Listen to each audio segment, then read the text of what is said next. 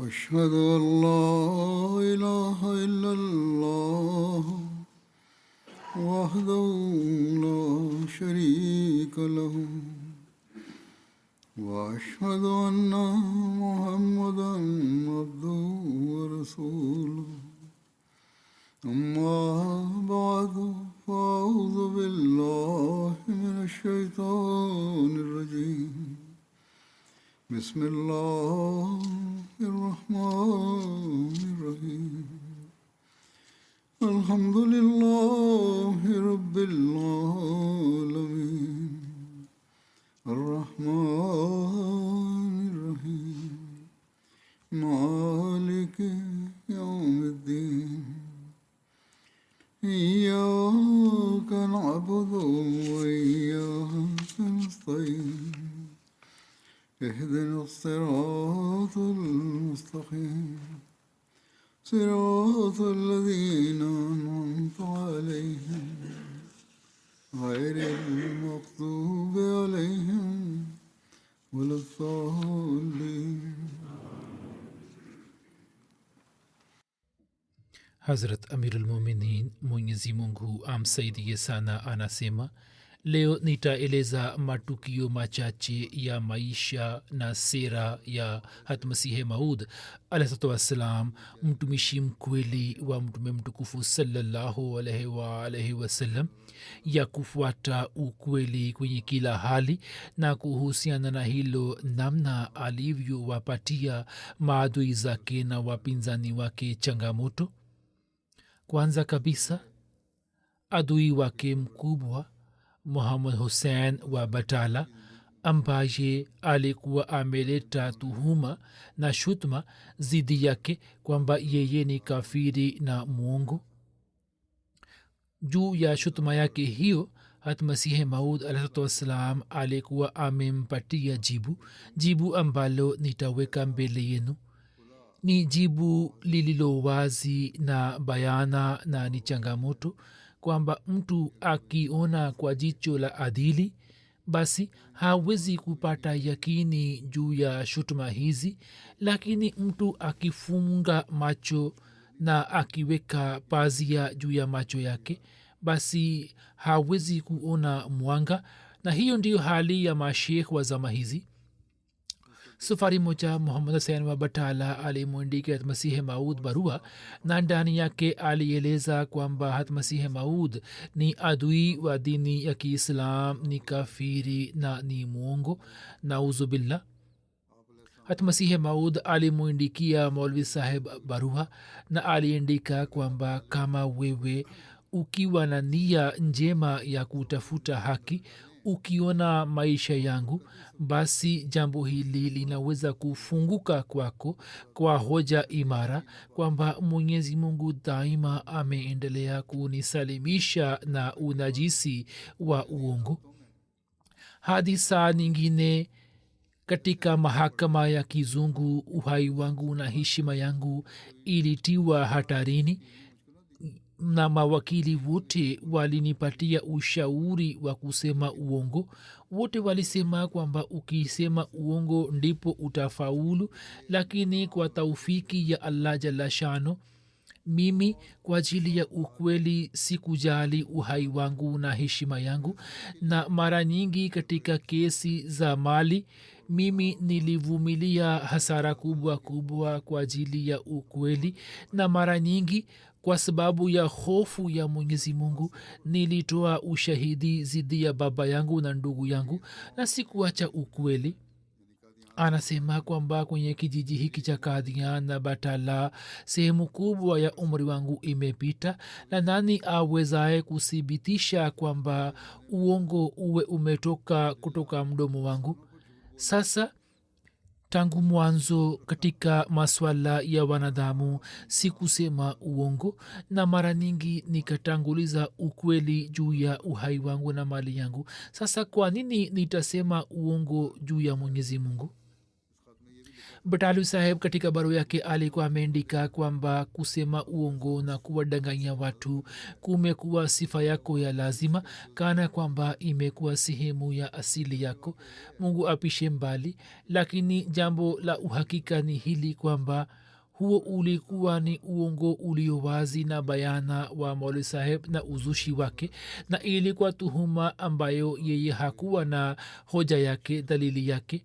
hata masihi maud akimpatia jibu aliandika kwamba sheikh saheb mtu ambaye ni mcha mungu na mwana halali, yeye hawezi kuleta tuhuma zidi ya ndugu yake bila tahakiki, lakini akileta tuhuma basi analeta ushahidi kamili hadi tuhuma yake inasadikika kwa wale wanaoiona.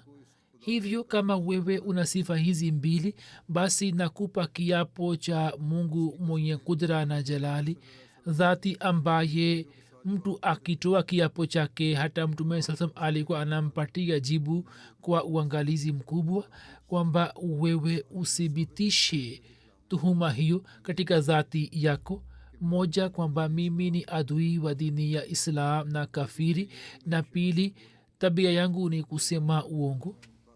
shutuma ni mbili, kwamba mimi ni kafiri si muislamu, sawa, uthibitishe. pili, shutuma ya pili ni kwamba mimi ni muongo, uthibitishe. anasema kwamba mtume sallam alisema kwamba katika njozi yake mtu mkweli ni yule ambaye anakuwa mkweli katika mambo yake. katika hadisi hii mtume sallam ameeleza alama ya mtu mkweli kwamba katika njozi yake ukweli unatawala, na wewe umekwisha dai unaposema kwamba mimi na muamini nabii sallallahu alaihi wasallam. sasa kama hukutamka jambo hili kwa unafiki na wewe kwa kweli unamwamini mtume sallallahu alaihi wasallam na unajua kwamba mtume sallallahu alaihi wasallam ni mkweli kwenye kauli yake, basi njoo sisi tujaribiane kwa njia hii kwamba nani anathibitika kuwa mkweli na nani anathibitika kuwa mwongo. na pia mwenyezi mungu anasema ndani ya kurani tukufu kwamba lahumul bushra fil hayati dunia, kwa ajili yao katika maisha haya kuna neema na bishara kutoka kwa mwenyezi mungu.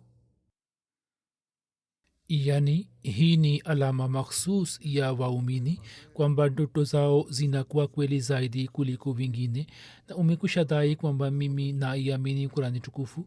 ni jambo jema, uje tufanye majaribio kwa mujibu wa kurani tukufu kwamba nani ana alama ya kuwa muumini. na tunaweza kufanya hivi kwamba katika batala lahor au kwenye amritsar tuitishe kikao, na kwenye kikao kile mashahidi wa ndoto za makundi yote mawili wahudhurie, na kisha kati yetu mtu yote ambaye atathibitika kuwa mkweli katika ndoto zake, basi adui wake apatiwe jina la muongo, dajali, kafiri, akfar au malun, au jina lote ambalo litakuwa limependekezwa. na kama huwezi kuleta ushahidi, mimi ninakubali, bali nakupatia ruhusa kwa miezi 6 kwamba katika magazeti machache uandikishe ndoto zako ambazo zinaeleza mambo ya ghaibu, na mimi sitaishia hapo tu kwamba nikupatie ushahidi wa ndoto zangu, na pia nitaandikisha ndoto zangu kwenye magazeti. na kama unavyodai kwamba mimi ninaamini kuna tukufu na nabii saa salam, hii ndiyo dai langu vile vile kwamba mimi namwamini nabii sallallahu alaihi wasallam, nabii mpendwa na kitabu kitakatifu kurani tukufu. sasa kwa mujibu wa alama hii majaribio yatafanywa kwamba nani mkweli katika dai lake na nani muongo, na mimi kwa mujibu wa alama hii ambayo nabii saa salam kwa tukufu imeieleza, nikishindwa basi wewe utakuwa mkweli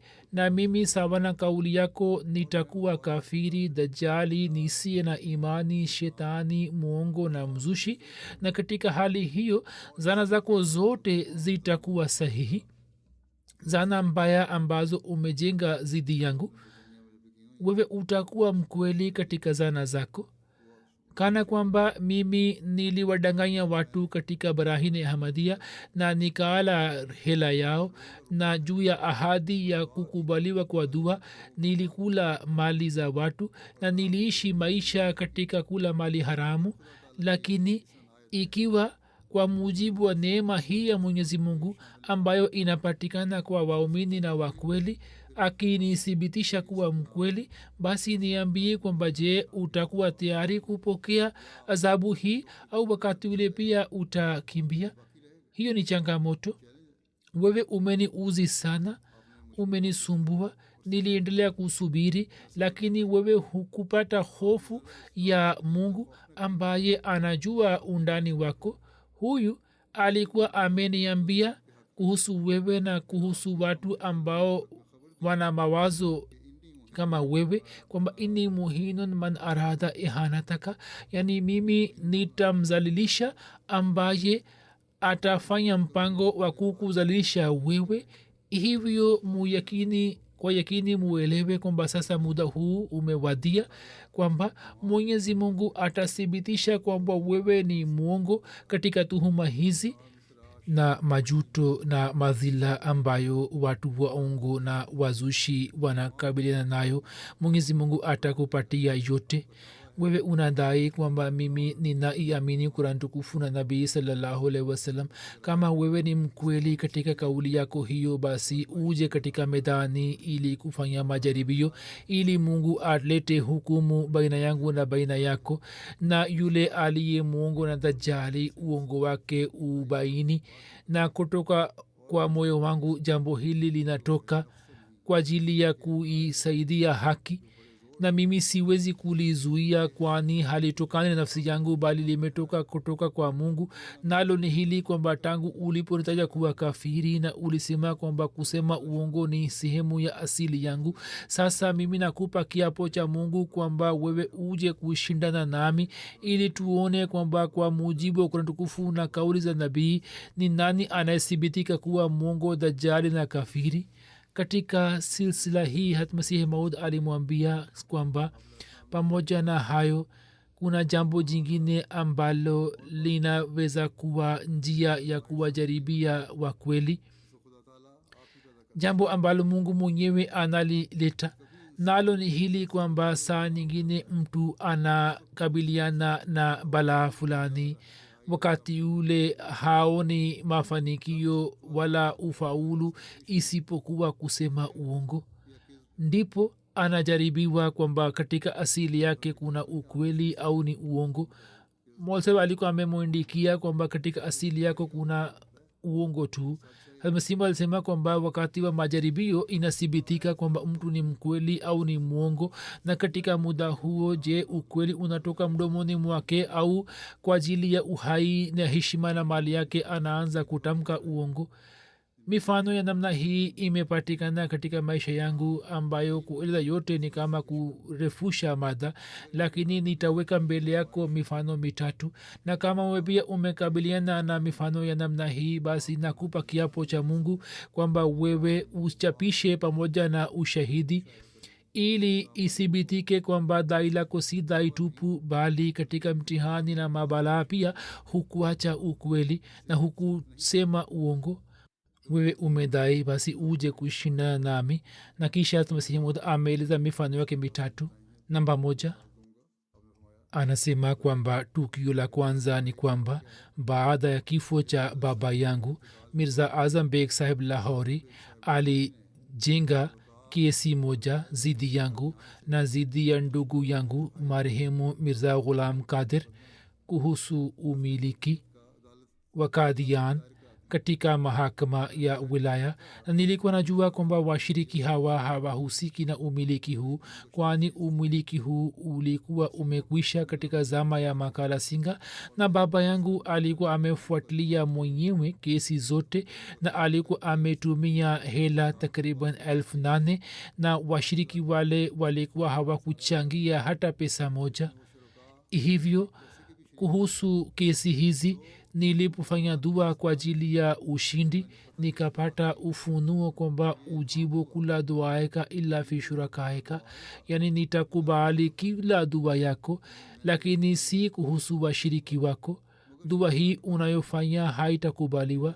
Hivyo baada ya kupokea ufunuo huo niliwajumuisha ndugu na jamaa zangu wote, kina mama na kina baba ambao baadhi yao wako hai hadi leo, na nikawaambia wazi kwamba msijenge kesi zidi ya washiriki hawa.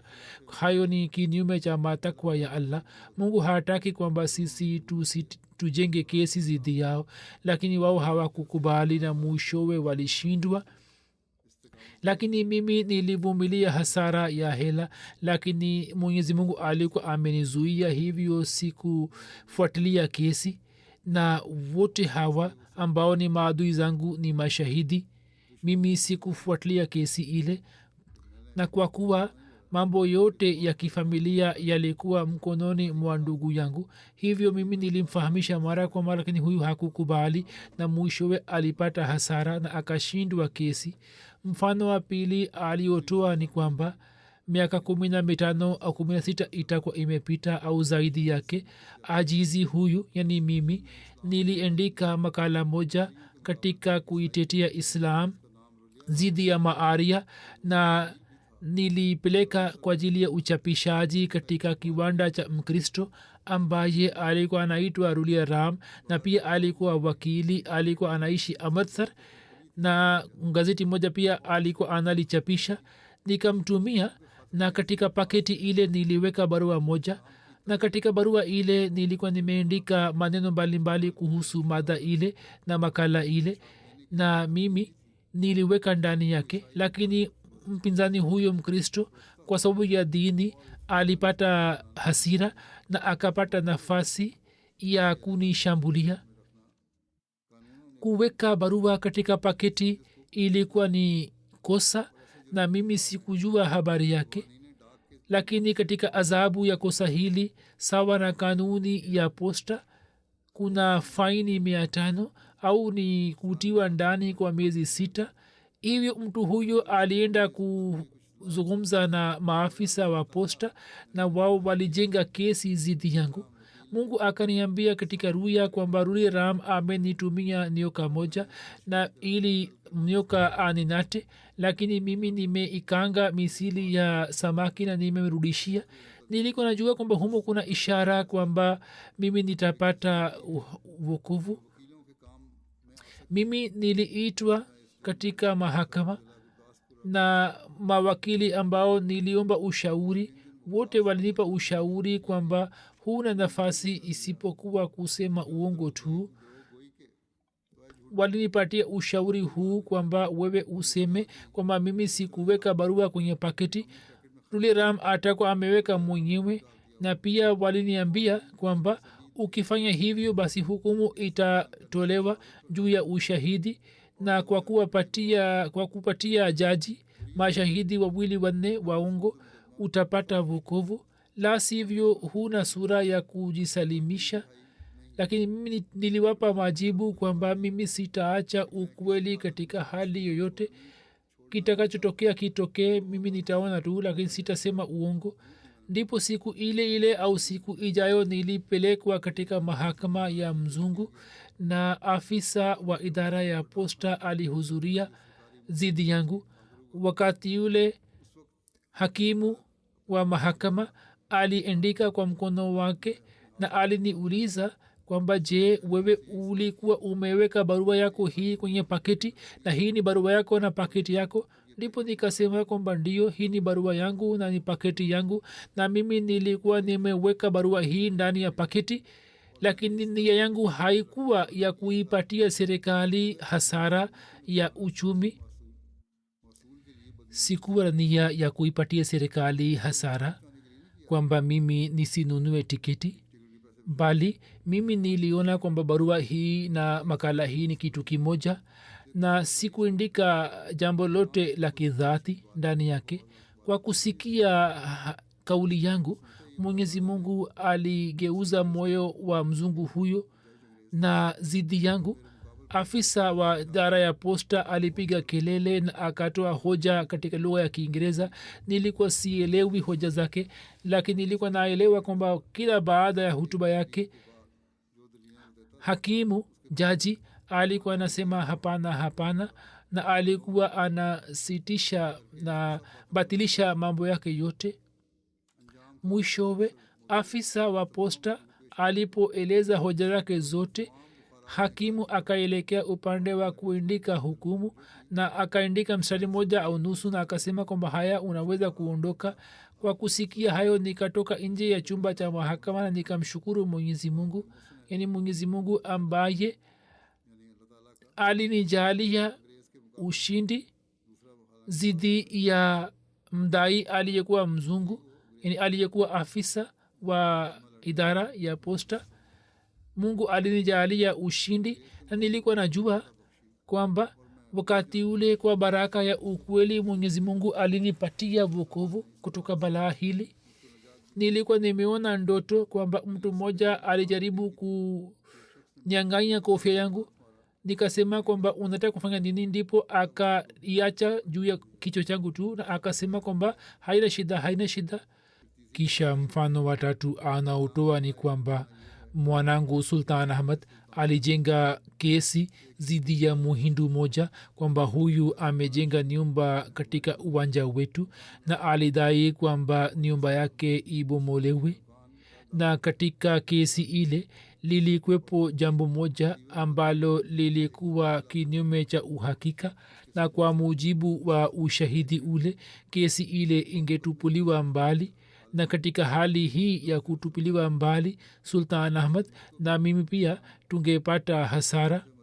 Ndipo adui, kundi la adui waliandikisha jina langu kama shahidi.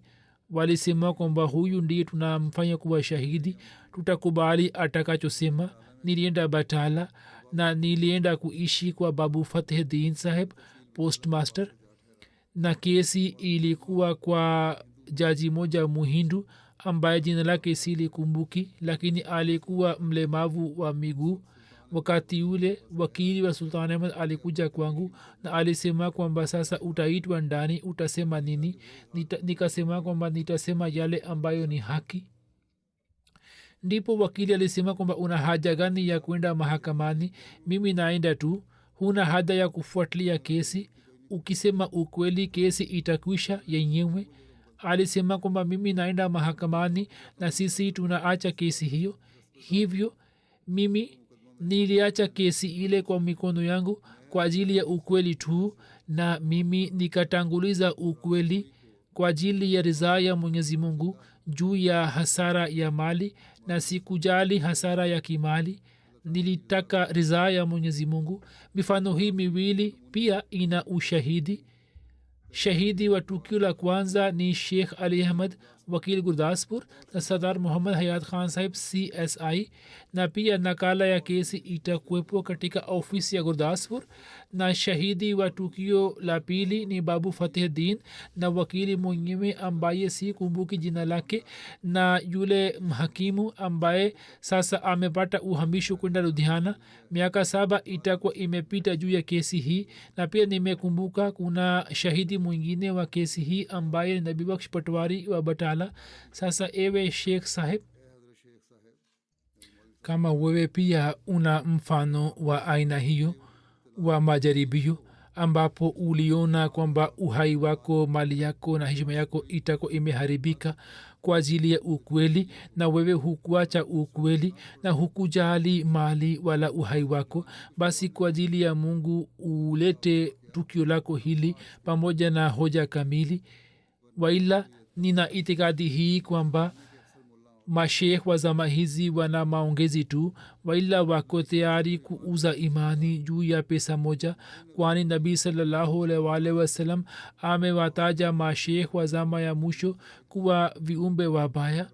Na Mujaddid Saheb Nawab Sadiq Hasan Khan marhum amekwisha kubali katika Hujjatul Kurama kwamba zama ile ya mwisho ni zama hizi. Hivyo kukubali utakaso na uchamungu wa mashekh hawa bila hoja na dalili ni kama kukazibisha kauli ya mtume sallallahu alaihi wasallam. Hivyo ulete mifano, na usipoleta mifano basi itathibitika kwamba wewe unadai kwamba wewe ni mkweli, lakini dai lolote halikubaliwi bila hoja. Hali ya ndani mungu atakuwa najua kwamba wewe umesema uongo au la. Mimi sijui, mungu atakuwa najua. Huyu ndiye mjuzi wa mambo ya ghaibu, au watajua wale ambao wanajua kuhusu maisha yako. Mtu ambaye anathibitika kuwa mkweli katika majaribio na haachi ukweli, muhuri inapigwa juu ya ukweli wake. Kama una muhuri hii basi ulete, waila umwogope mungu asije akafichua siri zako. kesi iliyotajwa hapo juu, Mr. Sultan Ahmad Saheb alikuwa amedai kwamba nyumba yake ibomolewe. Imeandikwa kwamba muhindu mmoja Dipti Shankar Das aliwahi kuwa na cheo katika serikali ya Jammu. Katika Kadian aliteka uwanja moja wa ardhi upande wa mashiriki wa msikiti wa Aqsa na alijenga nyumba yake, sehemu ambapo baadaye maofisi ya Sadr Ahmadiyya yalijengwa. Mr. Sultan Ahmad alikuwa amedai, na dai lake lilikuwa ni kubomoa nyumba, lakini katika utaratibu wa kesi jambo moja lilikuwa kinyume cha uhakika, na katika kuthibitika kwake kesi ile ingetupiliwa mbali, na Mr. Sultan Ahmad Saheb na Masihi Maud wangepata hasara na wangekosa hati miliki ya ardhi ile. Shankar Das, hiyo haikuwa ardhi ya Shankar Das, lakini ilikuwa chini ya matumizi yake, na watu hawa nia yao ilikuwa ni kupata faida. Hivyo wao waliandikisha jina la Masihi Maud kama shahidi, kwani japo walikuwa maadui lakini walikuwa wanajua kwamba Mirza Saheb hasemi uongo. Katika mahakama atatoa tamko kwamba ardhi hii ni chini ya matumizi yao na wamejenga nyumba, na hivyo ndivyo ilivyotokea. Mr. Sultan Ahmed alipojua kwamba kundi la adui wameandikisha jina la Masihi Maud kama shahidi, Mr. Sultan Ahmed alikuwa anajua kwamba huzur hatasema uongo, hivyo ye alisitisha kesi. Kwa vitu vile historia ya nyumba hii ni kama ifuatayo. Hii ilikuwa inaitwa nyumba ya Dipti Shankar Das, ambaye alikuwa adui na mpinzani mkali wa jumuiya, na kwa sababu ya nyumba yake hiyo pazi na heshima ya nyumba za Masihi pia ilikuwa inaharibika. Hiyo pia ilikuwa sababu moja ya kufuatilia kesi, na hali ya uadui wake ilikuwa ndio hii kwamba watu walipokuwa wanaenda misikitini, huyu alikuwa anakaa mbele ya nyumba yake na alikuwa anawatukana, na alikuwa anatumia njia mbalimbali za kuwauzi na kuwasumbua. Na watu hawa walipokuwa wanakwenda kwa Masihi Maud na kulalamika kuhusu tabia yake, Masihi Maud alikuwa anasema kwa azma na jalali, alikuwa anawaambia kwamba musubiri, mbele ya kambi ya Mungu hakuna awezaye kusimama. Huyu ameweka kambi yake, lakini sisi tuna kambi ya Mungu, na mbele ya kambi ya Mungu hakuna atakayeweza kusimama. Na kisha wote waliona na wakasikia kwamba nyumba ya Dipti Saheb iliharibika na ilianza kusalia kama magofu, na mwishowe akapata maradhi na akaondoka. Na nyumba hii Sheikh Yakub Ali Saheb aliinunua, na mwaka 1932 maofisi ya Sadr Ahmadiyya yalianzishwa, yaliwekwa. Muslim Maud alifungua rasmi maofisi haya, na hiyo ilikuwa ni kudra ya Mwenyezi Mungu kwamba mtu huyo ambaye alikuwa anakaa mbele ya nyumba yake na alikuwa anawasumbua wasaliaji, leo kudra ya Mungu ilikuwa imefuta jina lake na alama yake, na sasa sehemu hii yote imekuwa sehemu ya misikiti. Hiyo ni baraka ya ushahidi wa Masihi Maud. Hakuacha ukweli na hakujali heshima ya kifamilia, wala hakujali ardhi yake na mali yake, na kana kwamba alijitolea kila kitu kwa mikono yake, lakini mwenyezi mungu alikubali kujitolea kwake na akamjaalia azma na baraka kwamba leo sehemu ile inapatikana katika sura ya ibada, mahala pa kufanyia ibada ya mungu. Muslim maud kuhusu wakili huyu ambaye alikuwa anafuatilia kesi hii anasema kwamba katika zama zile sheikh ali ahmad saheb wakil gurdaspuri alikuwa anafuatilia kesi zake, na japo hakuwa ahmadia lakini alikuwa na zana nzuri kuhusu masihi maud. yeye alimwambia kwamba hatuna shahidi mwingine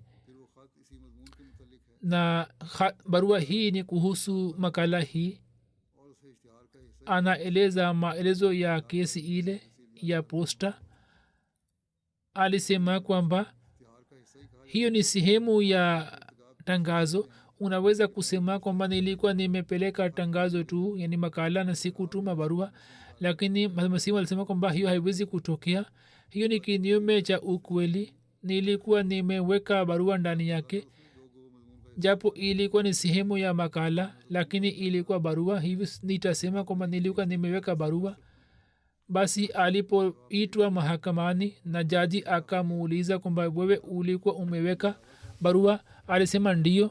sasa wote walipata athari kuhusu ukweli wake na mahakama pia ikapata athari na jaji akamwacha huru, na alisema kwamba mtu mkweli kama huyu hawezi kupewa adhabu kwa kosa hili.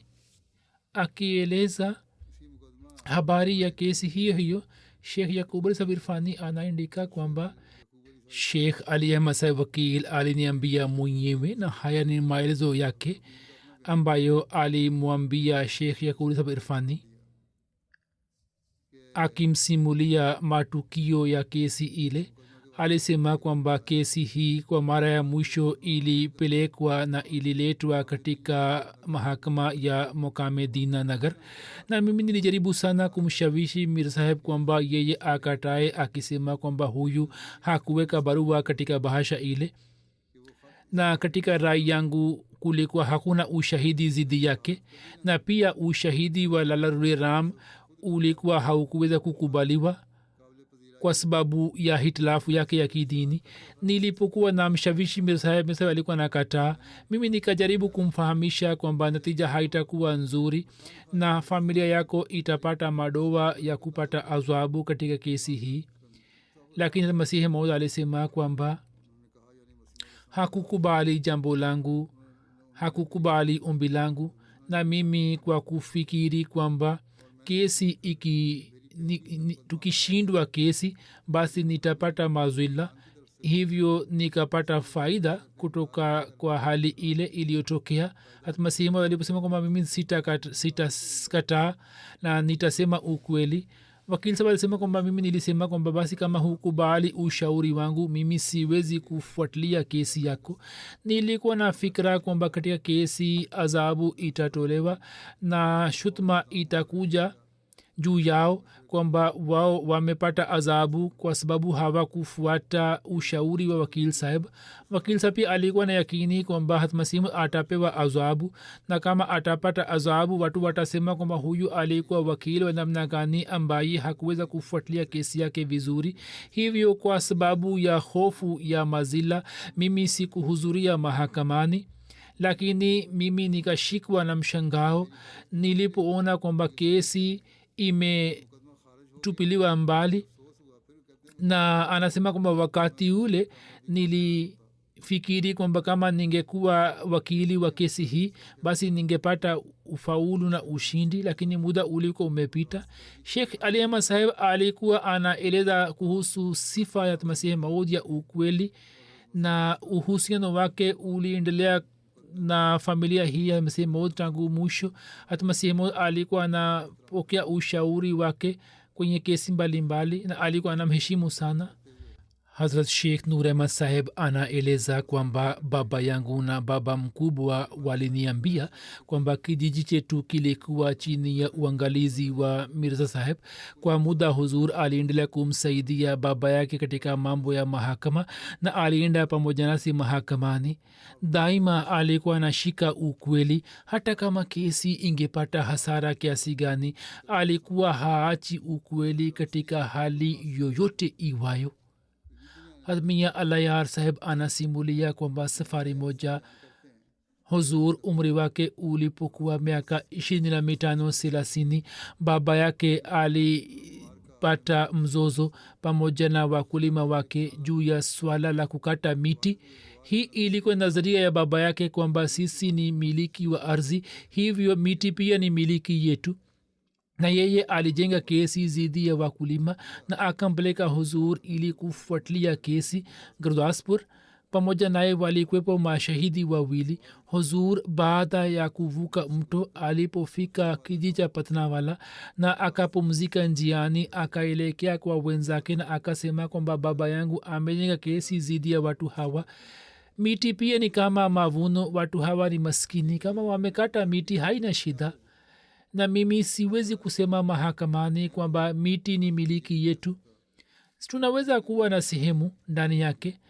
Hata wakulima walikuwa na imani juu yake. Hivyo jaji alipowauliza swala halisi, sasa wafanya kazi wakulima wao wakamjibu jaji bila kusita kwamba umuulize Mirza Saheb mwenyewe.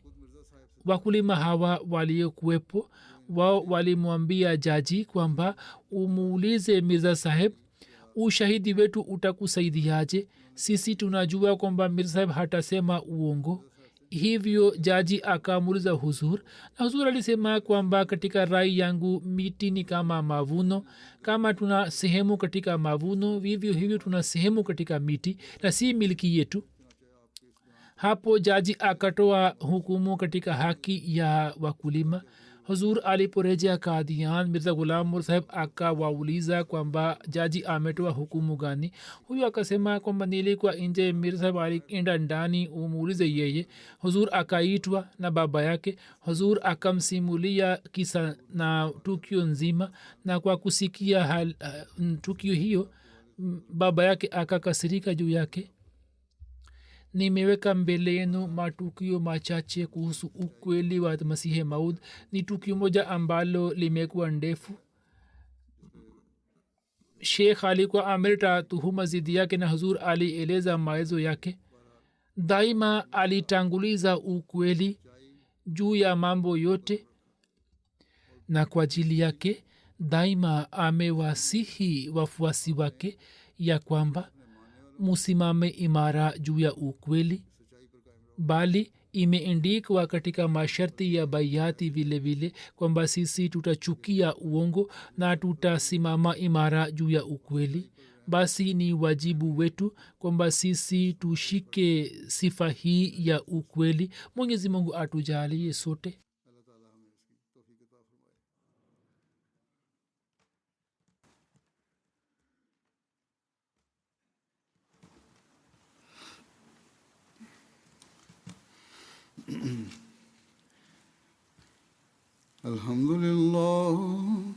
Alhamdulillah nahmaduhu wa nasta'inuhu wa nastaghfiruhu wa nu'minu bihi wa natawakkalu alayhi wa na'udhu billahi min shururi anfusina wa min sayyiati a'malina. من يهده الله فلا مضل له ومن يضلل فلا هادي له ونشهد أن لا إله إلا الله ونشهد أن محمدا عبده ورسوله. عباد الله رحمكم الله، إن الله يأمر بالعدل والإحسان وإيتاء ذي القربى وينهى عن الفحشاء والمنكر والبغي يعظكم لعلكم تذكرون اذكروا الله يذكركم وادعوه يستجب لكم ولذكر الله أكبر